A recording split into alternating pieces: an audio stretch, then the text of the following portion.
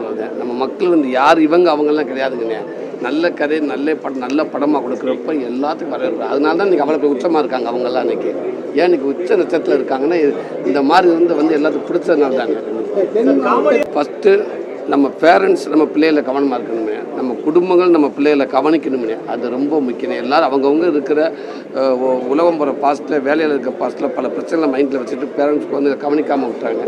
So நம்ம பிள்ளைகளை கவனிக்கணும். அக்கம் பக்கத்தில் நம்ம யார்கிட்ட போய் நம்ம பிள்ளையை செய்கிறது, அக்கம் பக்கத்தில் யார் இருக்காங்க எல்லாத்தையும் கவனிக்கணும். அதே நேரத்தில் தயவுசெய்து போதைக்கு இளைஞர்களை யாரும் அடிமை ஆகாதீங்க. அது எந்த விதத்திலையும் அது நமக்கும் சரியாக, நம்ம குடும்பத்துக்கும் சரியாக, நம்ம சொசைட்டிக்கும் சரியாகாது. அது இங்கேண்டு இல்லை, எல்லா பக்கமும் நடக்குது. அதுலேருந்து முடிஞ்சதுக்கு வெளியில் வந்துட நல்லதுன்னு நினைக்கிறேன். அதுக்கான தீர்வு நிறையா வரும்.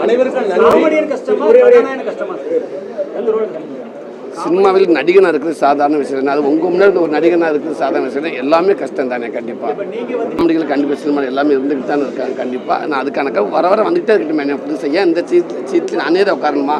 ஏன் நான் எந்திரிச்சு போனால் இன்னொரு ஒரு ஆள் வந்து உட்காருவாங்களா அந்த சீட்டில்? இப்போ காமெடிகள் தான் வந்துக்கிட்டே நிறையா காமெடிகள் வந்துக்கிட்டே இருக்காங்க. இப்போ நல்ல புதுசாக இருக்கிற காமெடி ஆக்டர்ஸ் அவ்வளோ பேரும் சூப்பராக பண்ணிகிட்டு இருக்காங்க.